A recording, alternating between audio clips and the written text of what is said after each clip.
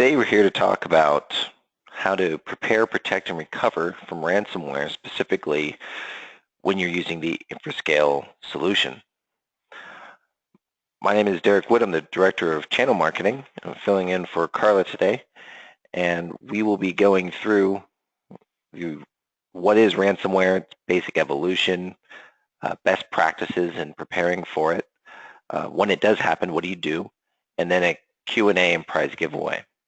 Throughout the presentation, we'll stop for a few questions. We'll do some polls, figure out who you are, and we'll also be providing a recording. If you go to our page under infrascale.com, go to resources, and then we'll post the live recording. And all of you who have attended today will get an email with a link once that's available. And if you have additional questions, shoot us an email, and we have prizes waiting for you. Xbox, Apple TV, drones, something fun to irritate your neighbors with. So let's get into it. So the evolution of ransomware. One of the things about ransomware is that it has really changed the game in how it's gone from individual targets to now targeting businesses. So it's one of those things where it's just a matter of time before you go up against this. So what is ransomware? Ransomware is a malware virus that is distributed via various exploit kits, and once it gets onto your system, it will encrypt access to files or entire applications or your entire system and present you with a little message that says, give us money or you won't ever get access to this stuff.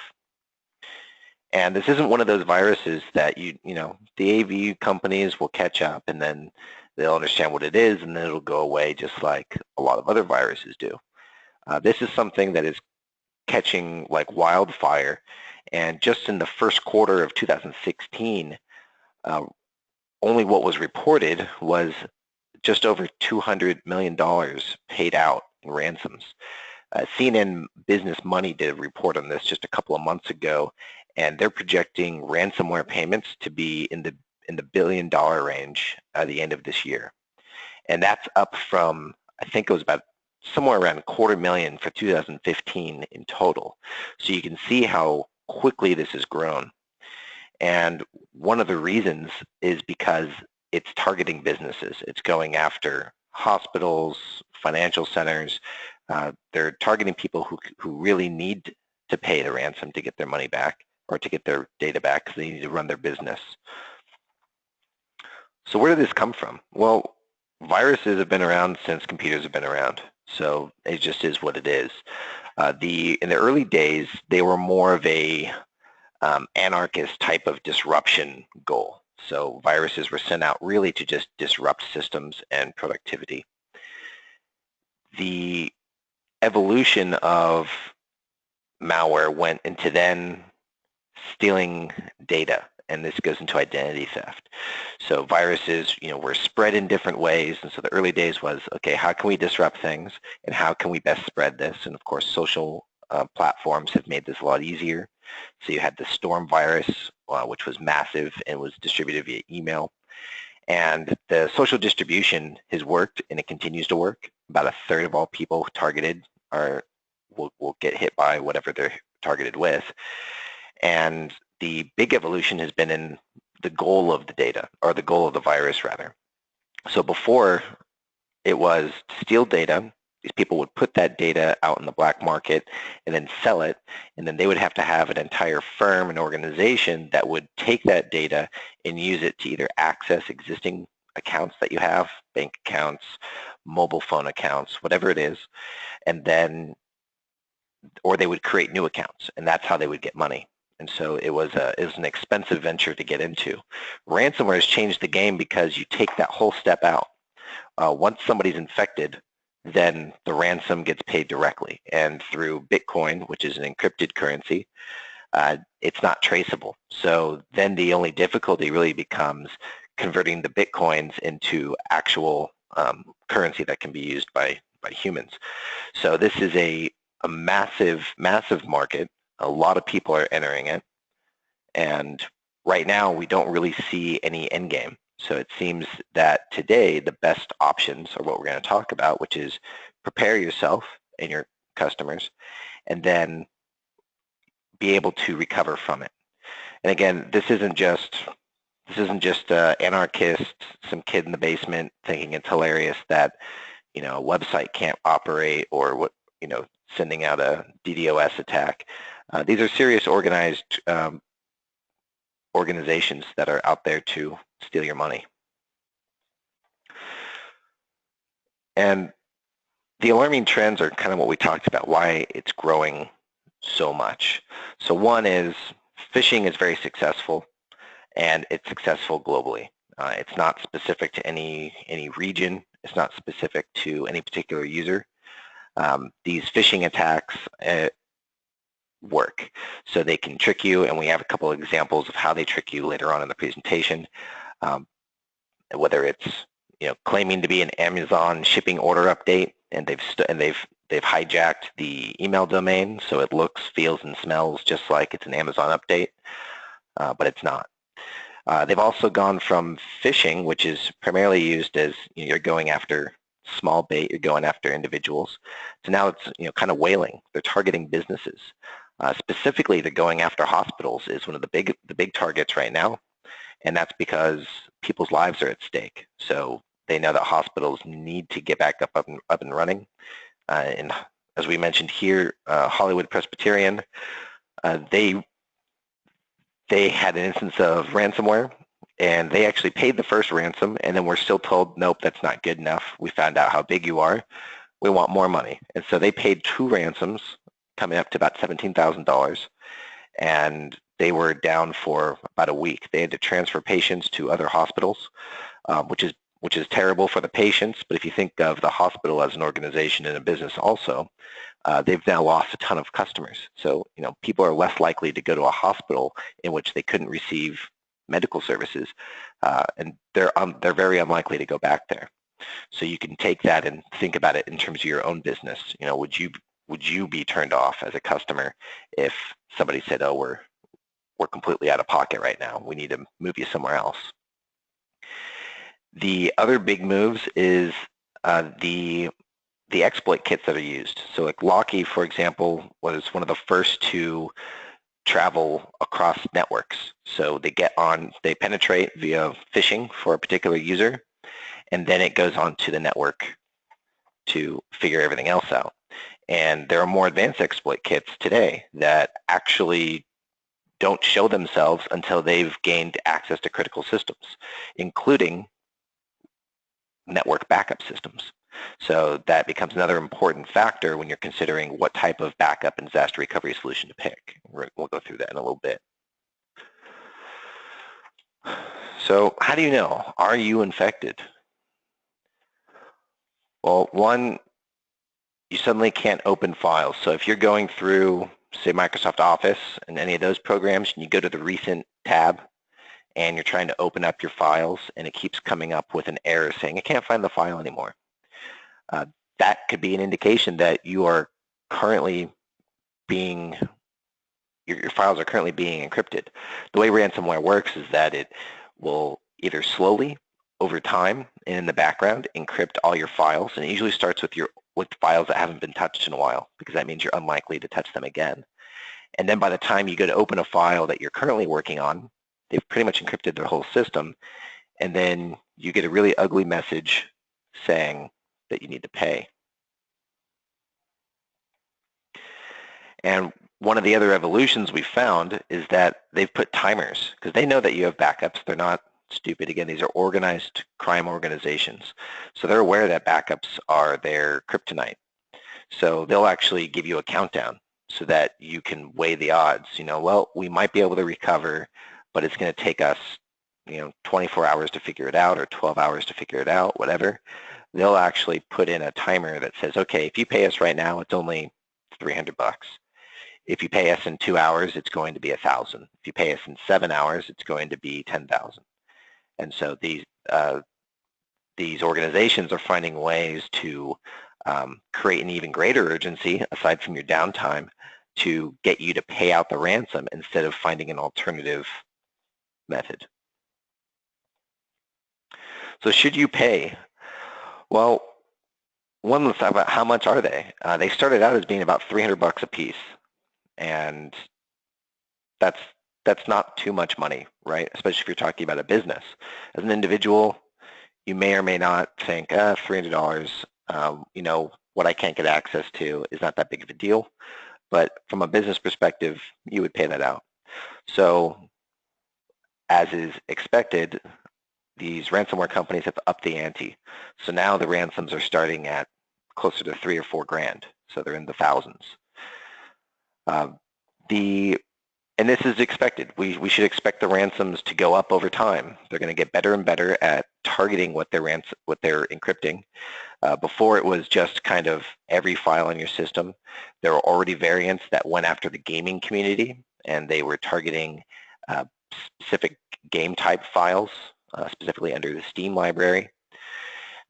There are other exploit kits that are targeting big application servers, going for your SQL databases, things like that, like your customer relationship management systems. So these are no joke, and it's going to increase. The feds actually early on in 2015 said, you know what, if you don't have a backup, it's probably easiest just to go through and pay out the ransom. And a lot of times it's because you don't have the choice. The feds later retracted that, and they said that you shouldn't pay because they are seeing that paying isn't a guarantee of getting your data back anymore. We've only had one instance with the Hollywood Presbyterian Medical Center of paying a ransom, not getting access, and having to pay a second time.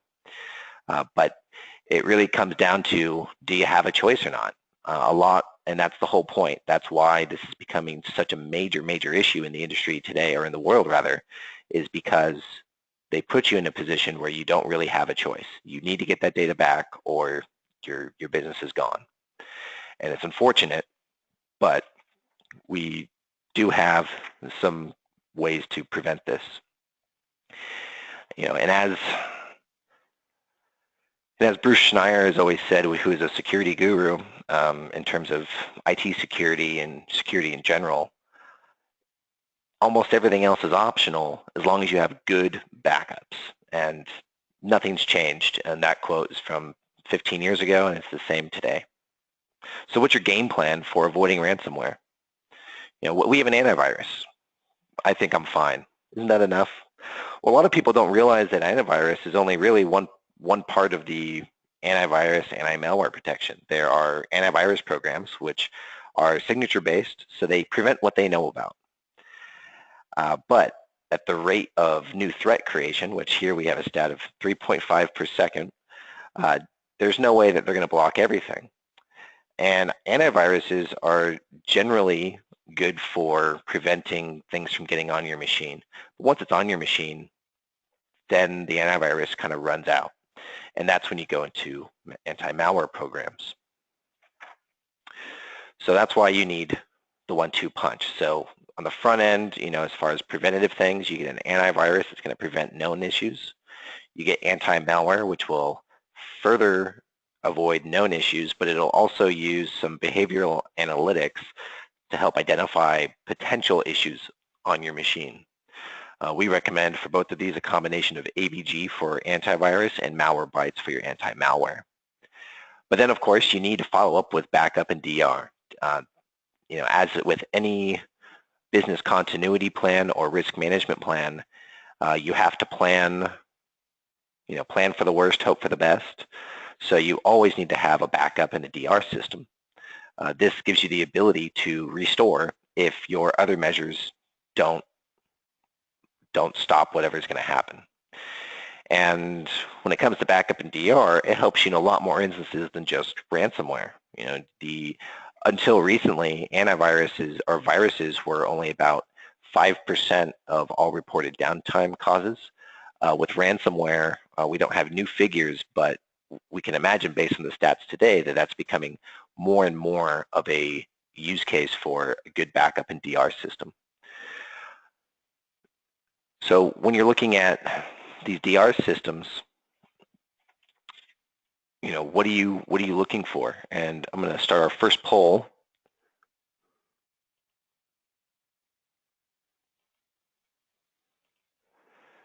So just to kind of get an idea, have you been a victim of ransomware? And do you think that you need to worry about it?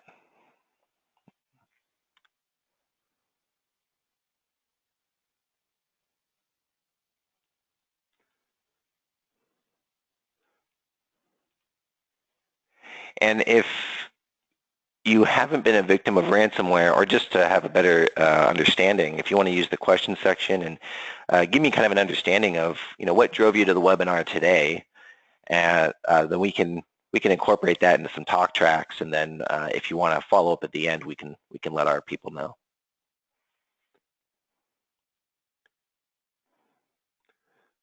Okay, I'm going to let this run for another couple of seconds here. Looks like we just got about everybody. Okay, great. So we have 30% of you have not yet experienced ransomware. 70% of you have, and no one in the audience thinks that they shouldn't worry about it, so that's terrific. For those of you who have experienced ransomware, could you let me know if you were able to recover or not, and is that one of the reasons you're here today? I see, Bill, you got your hand up. If you use the question section, I'd love to hear what you want to ask about. Okay, so Gartner has done a lot of research on this, and what do they say is the thing to do when it comes to ransomware? Well, again, as Bruce Schneier says, and now as Gartner is saying, backup is the #1 way to solve this issue. So you need to put together a team. Who's going to do what? Who's going to be in charge of ensuring that you're okay? Whether that's internal staff or external staff, if you're going to contract that out. But you should have somebody internally, even if you're doing a contract work, that's at least familiar with what's going on. Perform regular backups. Of course, this is #1. Your regular backups are going to be the best way to prevent any issues you have, and it's also the only proven way to really avoid ransomware. Get some document storage repositories, make sure that your data storage is managed well. Evaluate the risks, a formal risk management plan or a business continuity plan, which often includes recovery. So how do you run if everything's down? What's the time frame? What's the cost of your downtime? That's often going to be really important to understand when you're evaluating systems, because if you have downtime that will put you out of business if you're down for a day, then you're going to need to get a much different system than somebody who says, well, if we're down for a few days or even a week, it's not the end of the world, but it would hurt, but it's okay. So it's a good idea to understand what your operating cost is and what you could expect in the time that you are completely inoperable in the case of ransomware. So let's go through how to survive. So again, once you get that notice, it's terribly ugly and just really hit you good, is pay the ransom or look at what you have to restore.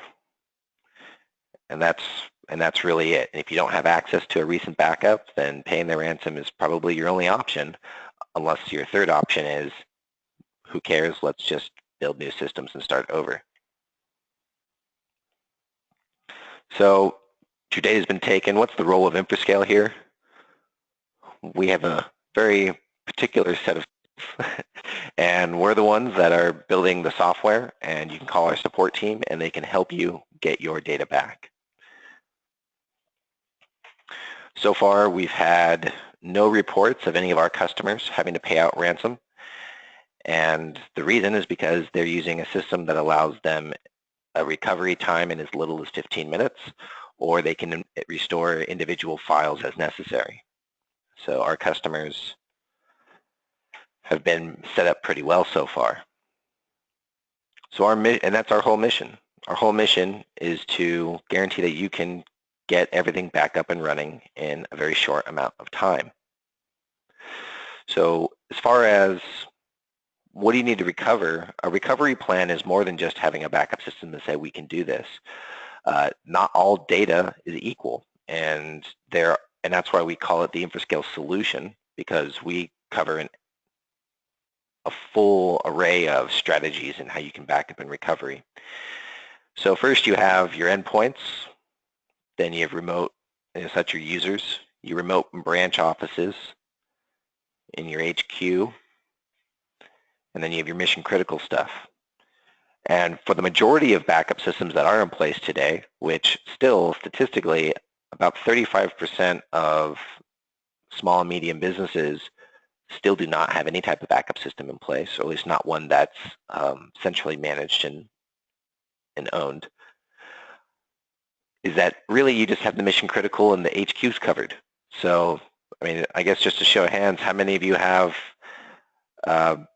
your main servers are backed up, and maybe that just includes servers at headquarters, but then your remote offices and your endpoints, as far as even the ones in your office, and then especially those that are traveling or that work from home, are just kind of on their own.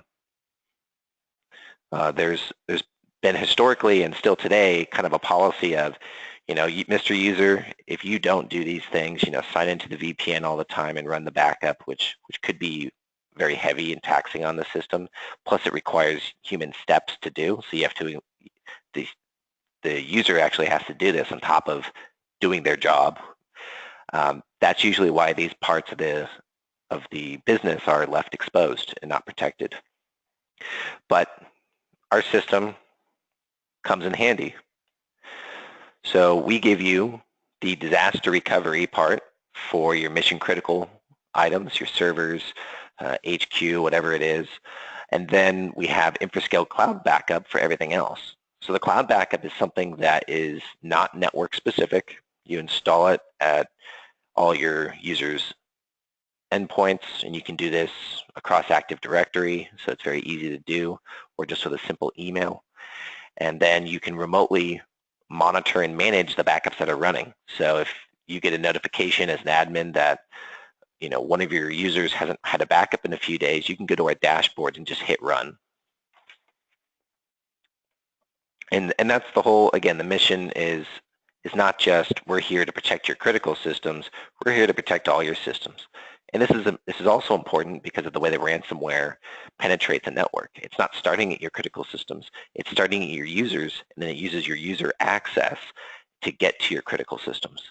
So having a user protection is just as important, and even more important when we talk about some other things that we can do to help you. So a little bit about Infrascale, who do we cover and where do we cover it? We're a software company, and we really don't have any borders. We were founded in Australia. We've relocated to California. We're operated all over the world. I actually am in Germany. We have HQ in LA. We have development in Salt Lake City, Utah, also Kiev, and we have operations and staff in India, in the UK, in Greece, in Spain. So we're all over the place. We have data centers on every continent except for Antarctica. So South Africa, Australia, New Zealand, UK, Germany, the US, Canada, South America, all over the place. So we've been around, not just in terms of time, but we've been around in terms of geography, and we can cover you wherever you're going. We got a cool recommendation in 2015 as a cool vendor because of the work we were doing in DRAS and backup. And in 2016, we were put at the top of the visionary scale, which if you look at what we're seeing here, for the most part, you have really big hardware-based companies that are the leaders, and that's because they've been doing failover and this type of service and from a hardware-based solution for a long time. And then we've been moving from a software point. So we're a visionary because we're providing what used to be a enterprise-only failover solution for a small business price. So we're taking what used to be unattainable from a budgetary standpoint, and we're bringing it down to everyone. So again, let's talk about when you have Infrascale in place, what do you do if you get infected? Well, one, isolate the issue, remove the machine from the network. Try to figure out when you were infected, and depending on the variant, which it'll tell you, you can find online different ways to calculate when you are infected, and then that'll give you an idea of when you need to go back in time to restore from your backup.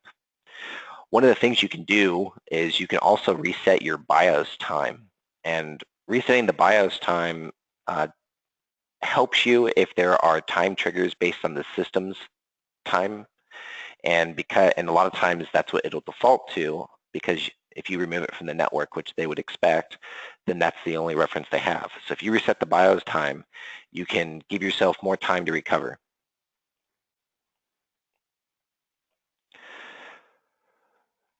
And to talk about one of the really unique things about the Infrascale solution is anomaly detection. So anomaly detection, in short, is it's part of our monitoring system, and it comes standard with our cloud backup.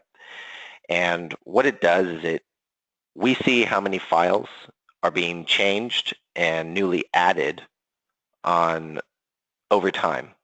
So we have kind of a velocity. You know, we know that Jan in accounting is modifying 3 files per day, and she adds 10 files per day.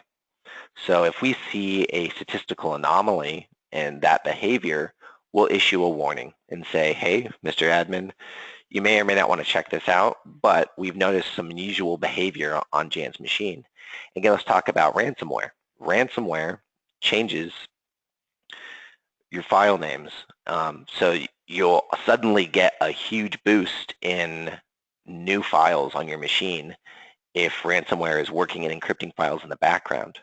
And the reason this is important to get a notification for is because as an administrator, if you didn't have endpoint protection in place, then you still don't know that you're infected until Jan tries to open up one of her Excel sheets and she can't, or her QuickBooks file and she can't. This would give you a heads up. You can check the logs all from the dashboard. You don't have to contact Jan at all yet, and figure out what's going on. It'll be very obvious if it's ransomware, because you'll see the new file names are something like we had in the previous slide, which is, you know, ransomware, ha ha ha, you're going to have to pay us. We got you, .txt. So this is a really important thing that we're doing that's not just from a reactive standpoint, but is actually a bit of a prevention. And anomaly detection comes in handy in a few other ways, but in the cases of ransomware, it's really quite a unique thing, and you only find this with Infrascale. So real quickly, let me just play what it looks like to set up the anomaly detection in our dashboard. So right now you're looking at our dashboard for the administrative view. And in our monitoring section, you come into the settings and you can subscribe to different types of alerts and warnings, and you can enable anomaly detection. And you can set a threshold so that you don't want to get too many warnings, but you also don't want to get too few. And so you have a kind of a slide scale. We have a recommended threshold set for you, and you can modify that over time. So if you start to see a ton of alerts in the early days, then you don't have to. Also, with these errors and warning events, you don't have to come to the dashboard to view it. So it wouldn't have to be another part of your daily event. You could have these emails sent to your ticketing system to create tickets automatically, or you can have them sent to you directly so that you could review and then distribute as necessary. So again, all these things that we're doing is, again, to help prevent you having to pay out ransom. So your endpoint protection plus your central servers are a critical part of how to make sure that you're protected in all instances of issues. And again, it's one of those areas that's often ignored, but it's more and more valuable, especially in the face of ransomware, because that's where it enters. So let's say, okay, we download the logs, we look through, they have ransomware. Now what? Well, now you turn back the clock. So you can go to a couple days ago, you can go to a few years ago. I've actually been using our backup system since 2008, and I can roll back to versions of files from 2008. So we don't have a default retention period that we enforce. A lot of competitors in the backup, or people in the backup space, tried to keep kind of a purist view of backup and saying, well, we shouldn't keep things that long. That's called archiving. We're not an archival service, we're a backup service. We decided early on that the two were too closely linked to just make a stand that's that harsh. And actually, a lot of the market has followed suit with what we knew to be true in the best intention for the customer from the beginning, which is we're going to keep everything, no matter if it exists on your production machines or not. We'll keep it until you tell us you don't want it anymore. And you have different retention policies you can enable, or you can just manually do an audit every couple of months or every year to just remove old data. And that's for files. But when it comes to getting things back up and running, especially if your whole business is down, that's where DRAS comes in. And that's disaster recovery as a service. So before you have the end user, he's working on all these machines, and they don't know what's about to happen because it's not their job to be aware of these things. So that is a big part of the preparation. So all of a sudden, they can't do work. With on-demand failover, you can go to the dashboard, click on the machine that needs to get back up and running, and boom, you're good, and it'll cloud boot. And now you're productive again. And it's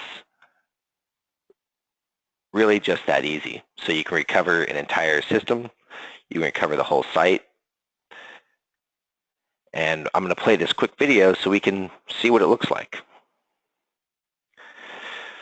So let's say you're an admin, it's early in the morning, 2 or 3, and all of a sudden you get a call that the data center's down. What are you going to do about it? Well, the first thing is you log into your dashboard and you go to your appliance, and then you're going to check in to your machines. So you hit the link to browse and recover, and it's going to look at all of the protected machines in our cloud. And again, this could also be replicated to a second appliance or replicated to a different data center. But if you're just going with the standard Infrascale infrastructure, then this is how it would work.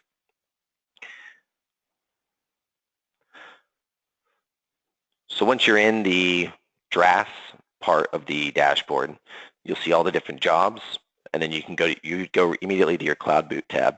So let's assume that you know what systems are down.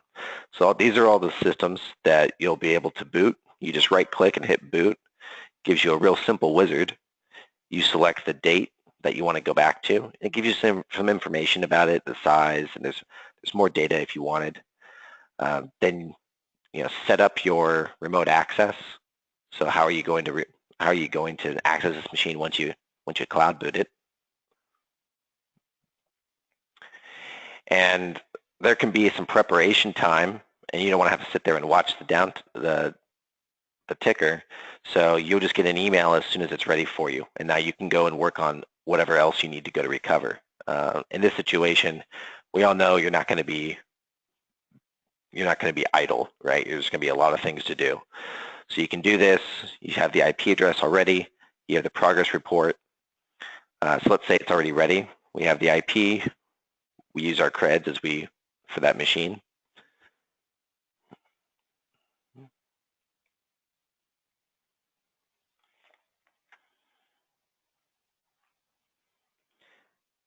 And now we've logged in. And we are now on with our server in the cloud. And that was just a standalone machine. We have a system of boot groups where you can predefine an order of booting for different machines in your system so that you can recover an entire network and be up and running pretty quickly. And you have fewer steps because you've already kind of gone through that, again, that recovery plan. What do you recover first, second, third, last, and who's going to do what? So just to review what it took to get something back up and running at 3 a.m., we didn't have to go anywhere. We just opened up our laptop. You could even do this from your tablet. Log into the dashboard. You find the server that you want to bring up first. You right-click and boot. You wait a minute or two. Then you log in. And that's it. So let's go with our next poll, if you have any questions about what we've gone through, feel free.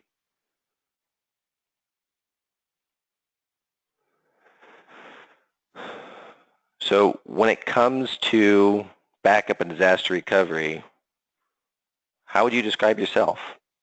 Are you not happy with what you have? Or maybe not comfortable? Maybe it's a better description. Maybe you're happy with the backup solution, but you'd like to learn a bit more about what we got going on with DRAS.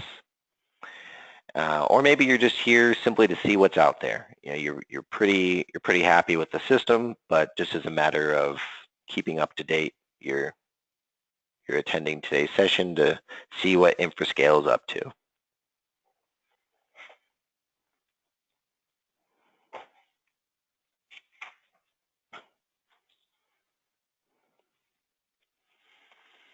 All right, and after this poll, we have a quick case study, a recovery to go through, and then we have one more poll before we finish with Q&A with our lead technical sales advisor, Aaron Jordan.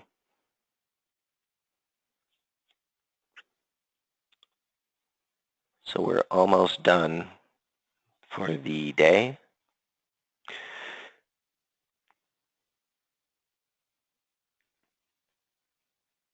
Okay, there's a few more of you who haven't voted. Come on, just get in there and click away. Okay, great. Let's close that. So we ended up with 40% of you wish you had backup and disaster recovery, but you can't afford it. And then 60% of you says that you can confidently roll back to a previous backup. And no one thinks they're not affected.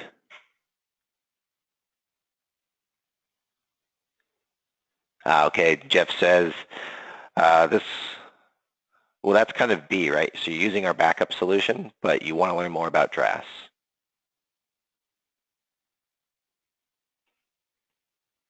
So Jeff's already a customer of ours using our cloud backup, and he wants to know more about this awesome DRAS thing we're talking about.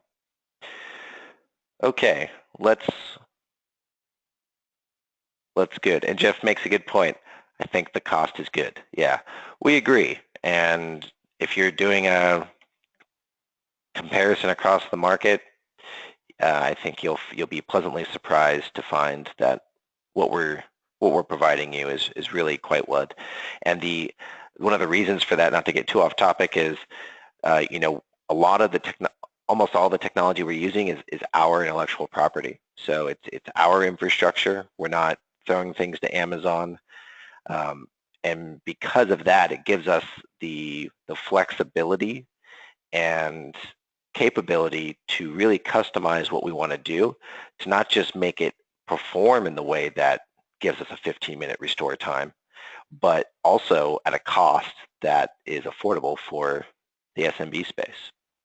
So, okay, tale of two universities. So Ellen McCree is a systems analyst at the University of Virginia, and she is a customer of ours. She has our DRAS platform in place. And in June, the University of Calgary, it was a major research center, paid 16 grand to recover emails that have been encrypted for a week. So for a week, they didn't have access to their emails, and they finally paid out 16 grand to get it back. They didn't have a system in place to quickly restore, and not just 1 month later, the University of Virginia was infected when an employee inadvertently clicked on an email attachment, again, a phishing scam, and infected their network. Now, this is an interesting phishing scam, and this is another common example of how these are doing it. We talked earlier about hijacking known and trusted company email addresses like Amazon, which is a big one right now. So if you get a notice from Amazon, just do what I do. Just open up the browser and log into your account and see if it's in your system. Don't open anything from the email. But what happened is they got an email that looked like an email with an attachment sent from a scanner. So it looked like somebody scanned something from their office and sent them an email. And that could have been because the exploit kit they got had infected that part of the system. But when they opened it, it hit them. And Ellen, we have her quote up here, She had our draft system in place, and she was allowed to get back in less than 2 hours, so an hour and a half. And she didn't even use the failover for that, which is interesting. She actually just cleaned out all the files and then just restored all the files back to the machines. And she didn't do a full wipe and recover. So if she did that, she probably could have eliminated the downtime a little bit, but she had her reasons, but this is the way she wanted to do it. And that's still a pretty quick recovery, especially for such a large organization.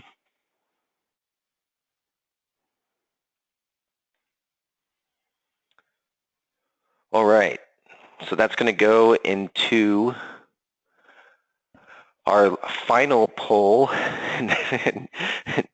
Jeff says, for all of you looking, Jeff's a customer of ours for the cloud backup. He thinks the cost is good, wanted to hear more about drafts, and just called himself a slacker and admitted that that's the only reason he hasn't gotten it in place yet. And you know, Jeff, that's really like most of the market. Almost everyone knows they need a backup. They know they need a DR plan, but it's always on that back burner, and it's the one thing that'll always get pushed to the next day because a lot of people don't like dealing with it. So it always gets, I'm going to do it this week. I got busy. I know that story. So who would like to learn more? Who wants to get a meeting set up with some of our specialists to talk about your system and come up with a solution and package that'll work for you? Again, we have our technical experts, which will be able to speak much more specifically to the architecture of your networks and your different offices and whatever systems or applications you're using. And then our specialists will be able to take that information and give you a package that'll work for you.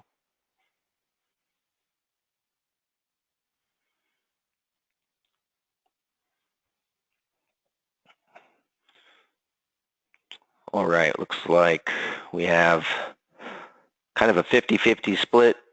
Some not ready, but maybe later. And some are ready to hear about it now. So that's terrific. And from there, we'll open it up to some questions. All right, thanks for that, Derek. You can hear me, right, Derek? Loud and clear. Great. So if you guys have any questions with regard to this, with regard to how we can make this work for you, with regard to some of the secret sauce, now's the time you can fire off some questions. If you'd like a more private opportunity, so you want to sit down and just say, hey, well, I've got this opportunity here. How would you deploy on this? Definitely hit that contact us where you would like to learn more. We'll have a sales rep get some initial information, and then we'll bring a sales engineer like myself on the call, and we will kind of run through that. If you're just looking for more information regarding, what can you do overall, we can give you a demo on that, and that demo can culminate in an appliance that you get to borrow to play with. You can go virtual or physical route, so whatever's more convenient for you. But either way, we're practically, well, not practically, we are giving you the opportunity to get a free one to play with for a time period. So, you really get your chance to see what we're made of. More importantly, a lot of our competitors will force you to buy one before you see if it's going to work or not. I'm just going to let you play with it and make sure it works for you. So putting our money where our mouth is there. But with that being said, anybody have any questions? Haven't seen anything in the question queue yet. So if you want to just fire off some questions, and I'm happy to get as technical as you need me to get.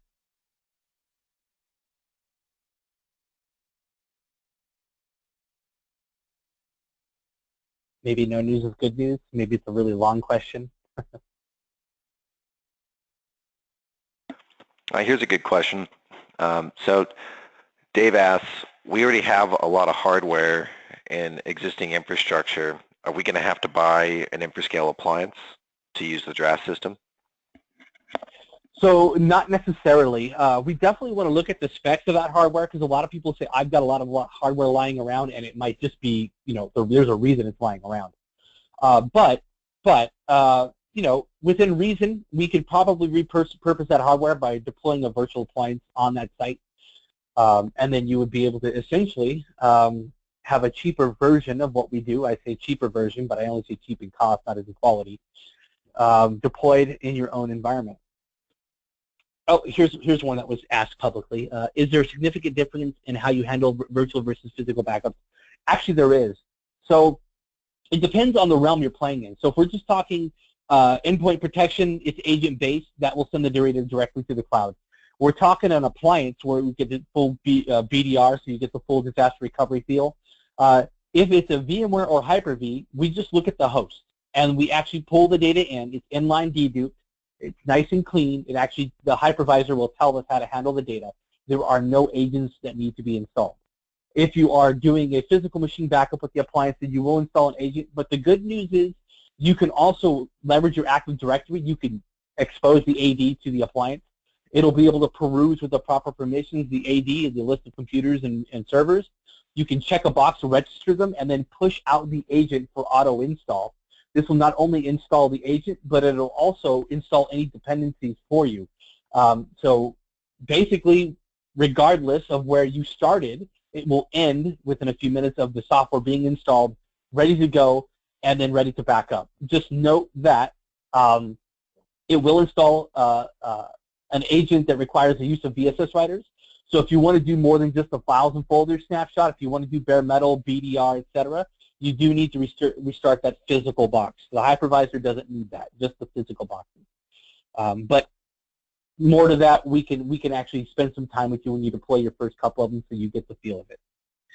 Jeff asked, do you support more than VMware and Hyper-V, such as Proxmox? So the only hypervisors that we officially support are VMware and Hyper-V. If it's another hypervisor, KVM, Proxmox, etc., you can always install an agent on the guest level so that it treats it like a physical machine. And if it's a Windows or Linux machine, we can do DR on those too. We can actually boot live physical Windows and live Linux machines on the appliance and in the cloud. So there are ways around it. With regard to non-Windows and non-Linux, I think we cover almost everything except for AS400 series for files and folders. So there's really no operating system outside of the AS400 series, which is actually on the roadmap, that we can't pick up for you. Great answer. And to kind of add to it, one of the things that's unique to Infrascale is we have a proprietary and kind of patent pending replication technology.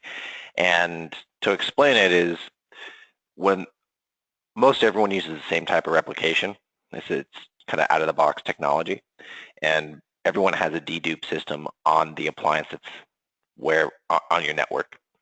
But to replicate, they have to recompile the dedupe data, so then you get a lot of data that you have to put over the wire. We actually, once that first version is replicated, we actually use dedupe when we're transferring as well as when we're just creating the backups, which means that your replication time is going to be much faster. And for those of you who are paying for bandwidth usage, that's a big cost savings. But it's also just nice to know that your replication time is going to be much, much faster. That means your time to be protected is less, which is good, because that'll determine the rate of backups. One of the things that endpoint backups can do really well that typical BDR systems can't is they can run much more frequently because it's a simpler backup. On an endpoint, say a laptop, you can schedule your backup to run every hour. That way your users are always protected, whether they're traveling and they're on a network or not. As soon as the network's detected, it'll kick off.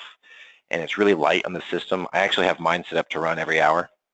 And it's nice because I just had a time where I had to go to an embassy a couple hours away to deal with some fun passport stuff.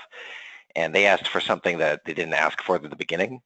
But because I knew my machine was running backups, I just from my phone accessed my backup and recovered it to my phone, and I didn't have to waste a 4-hour round trip.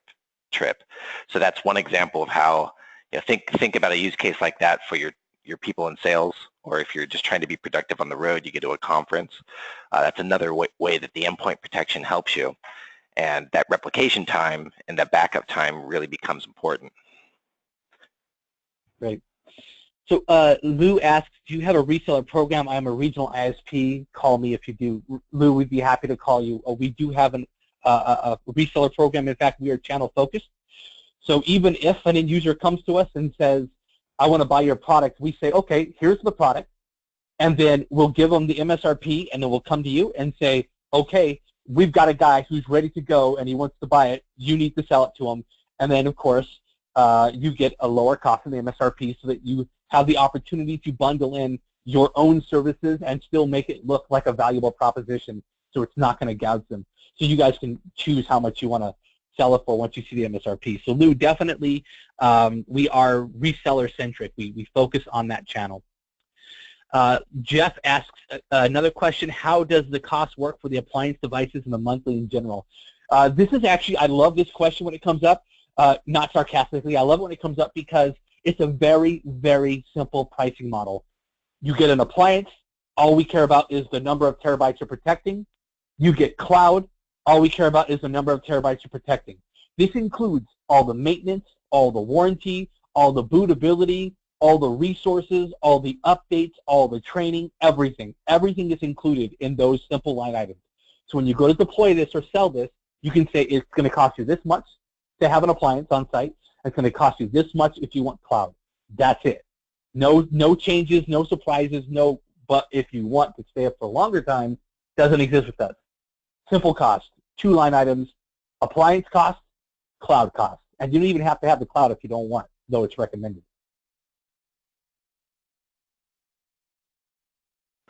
Well, terrific. I think that'll finish it up for today. Thank you, Aaron, and thank you, Jeff, Lou, Ryan, Dave, Dan, everyone for being on today. And for those of you who want to get contacted, we've made a note, and our team will be in touch shortly to schedule a time where they can go through what you need and put together a package that'll satisfy that. So thank you all again, and we look forward to working with you. Have a good one.